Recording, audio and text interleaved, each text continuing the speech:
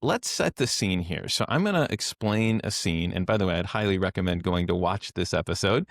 It's episode 6 from the show The Man on the Inside on Netflix. Ted Danson is the star. You may have heard of it. It's a great show for many different reasons. But we're going to set the scene from this episode 6. And it starts out giving us a picture of the day in the life of one of the main characters. Her name is Didi. She's the director of an assisted living facility in San Francisco. And it goes like this. She walks in the door with a hot cup of coffee that she's picked up on her way into work. But as soon as she can walk in, long before she even makes her way to her office and long before she can even sit down, here's what happens. A staff member approaches her to let her know that the Wi-Fi is down and he doesn't know what to do about it and he needs her help. Then, 5 seconds later, the leader of the resident council is demanding her time with a new 50-page report she's put together with all of her requests and demands for things that she wants to see changed in the facility, and she needs her to look at it right away. Then, as soon as she grabs that, the head chef walks in and says, somehow the cafeteria is out of 40 of its 50 salt shakers, and he doesn't know what to do about it. He needs her to solve the problem. Then immediately after that, the activity coordinator comes over and she has a concern that she wants to talk about.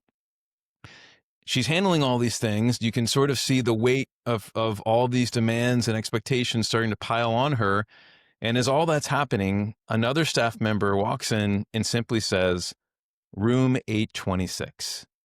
And immediately Didi knows what this means and their kind of shorthand language for the work that they engage in. It just means that the resident in that room has passed away.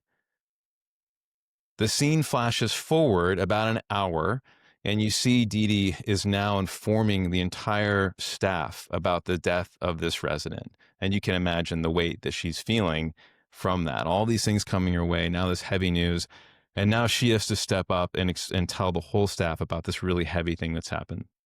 As the staff leave, she goes to grab her cup of coffee, which she has not even had a chance to take a sip out of, and it's now completely cold, right? And then her way of coping is she crawls under her desk, puts on sounds of the ocean, and really just tries to shut everything out. Underneath her desk, you can see a picture of her deceased mom, which seems to comfort her because we've seen her do this one other time. And we get the idea, this is the way that she copes with stress. This is the way that she deals with difficult things that are happening, day in and day out for her at work. We share this because we think this is a pretty profound picture of what it looks like to lead alone. Really, everyone is dumping their problems in Didi's lap, and seemingly no one but her is bringing a sense of ownership to solve these problems, both small, from getting more salt shakers, right, to really significant ones, like how do we handle the death of one of our residents and what do we do and how do we respond?